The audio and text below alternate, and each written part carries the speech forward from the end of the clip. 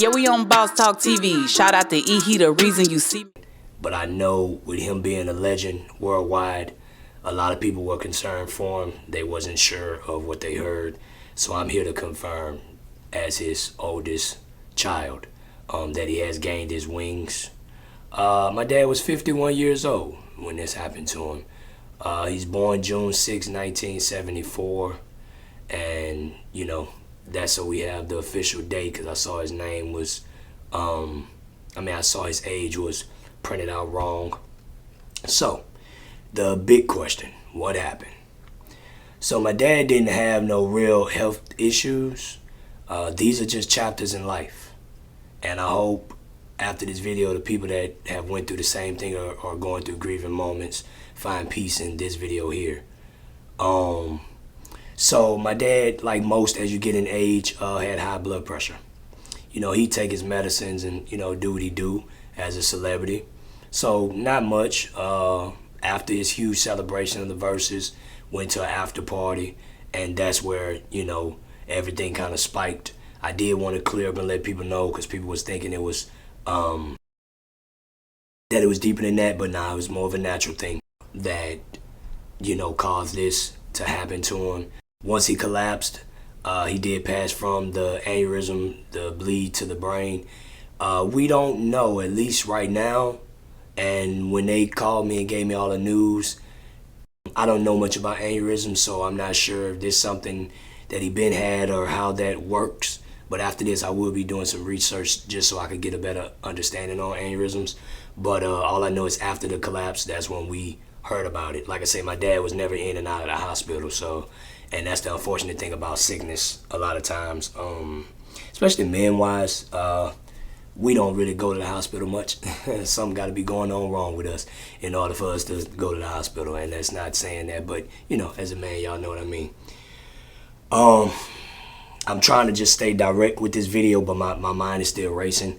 I do want to thank God for the strength to be able to sit here and have this conversation, because I couldn't barely even talk a couple days ago and throughout this week, just kind of been in the bed thinking, because with all the preparations my dad gave me, this is something that you can't prepare for. You know, I still don't know how to take this. It's still so unreal. You know, love that guy. Everything that's me is him. Wow. Guys, make sure you like, subscribe to the channel. Young Bleed has passed away. Ty G, his son, just giving a heartfelt speech on just losing his father. And it wasn't easy. It was actually a tough deal for him. He called me beforehand. We spoke. Text with his mother, with Young Bleed's mother as well today. And this here has been a tough day for Young Bleed's family. And just want you guys to keep them in your prayers. OG, you there? Right here, man. That's a tough call for, you know, a kid to have to put emphasis on losing his father like that untimely. I mean, it was not something that he would even expect, that his dad goes to a concert and shows out and is in the prime of his life and pass away like this. Yeah, and you know, the thing that people don't, you know, you don't know when your time coming. You just know you better get ready. You know, it's coming, and for all of us. But you know, this young man, you know, it was tough on him.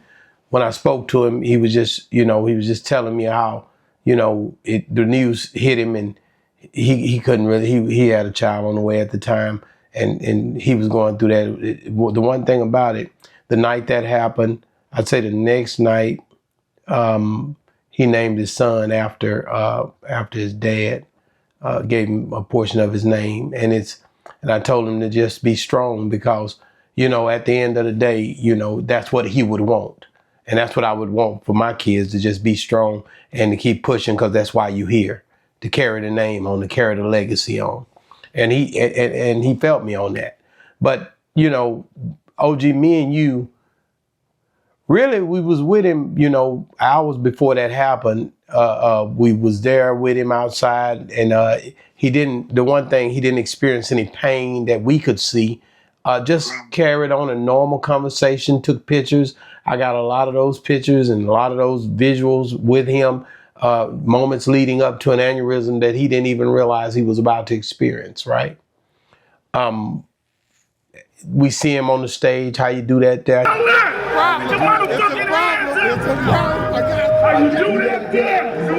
He handed me his jacket. He gives a hell of a performance, man.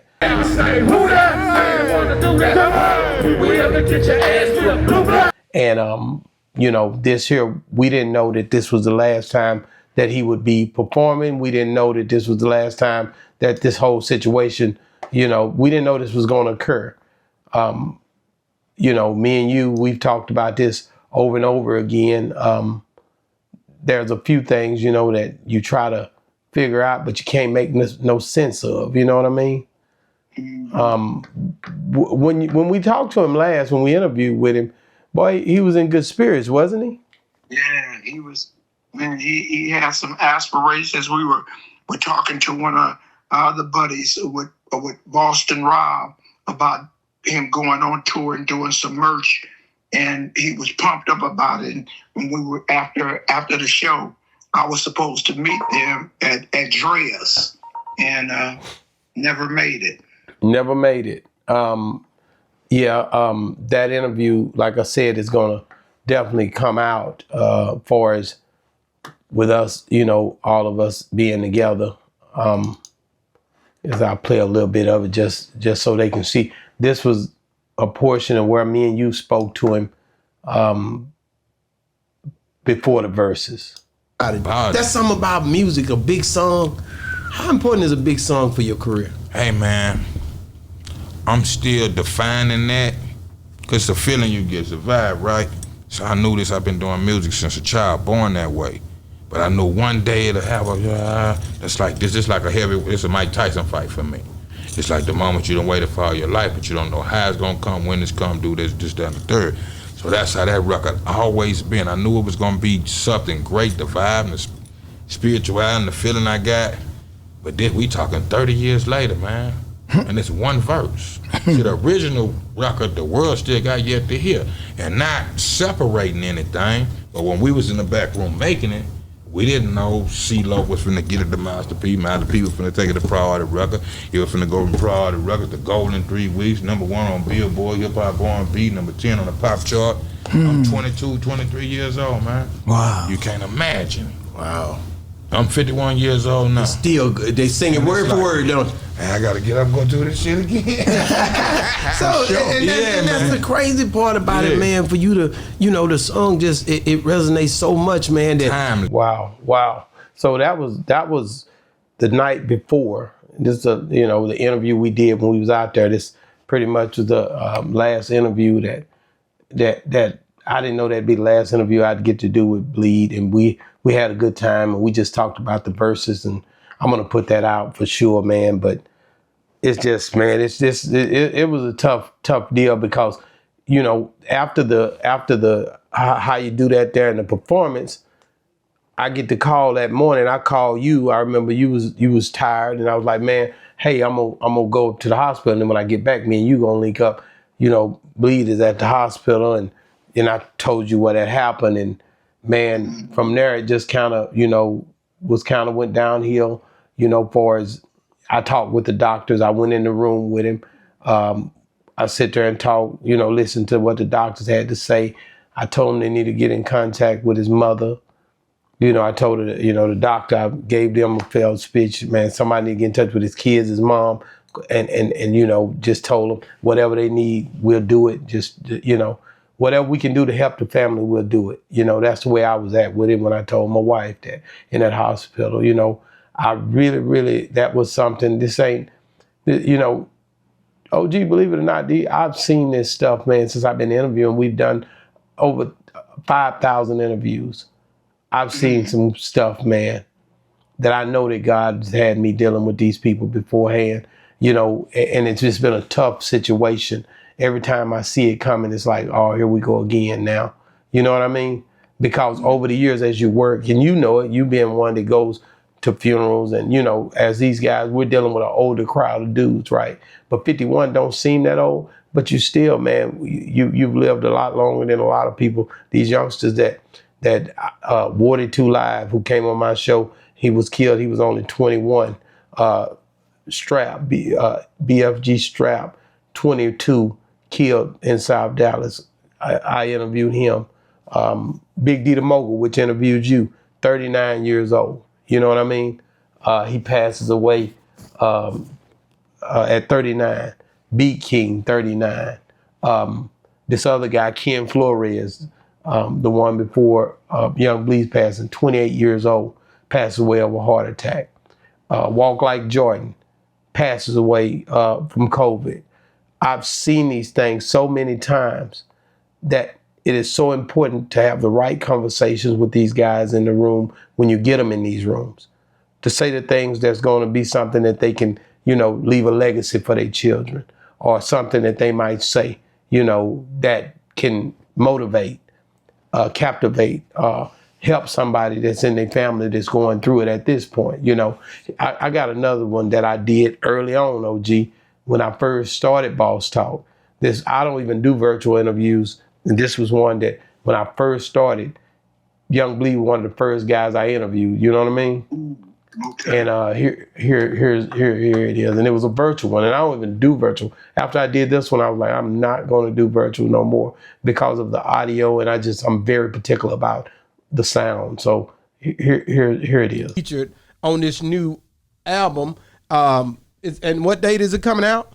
He said he's not sure. I don't have a for sure date yet. I'm still in the studio with it, and I'm still juggling in my head. Really, my template is laid out. I'm doing like about 13 songs unless my cup runneth over. Okay. But it might be some surprise guests. For the first time, my mama been on me about this for life. Hey, do a record with no cussing.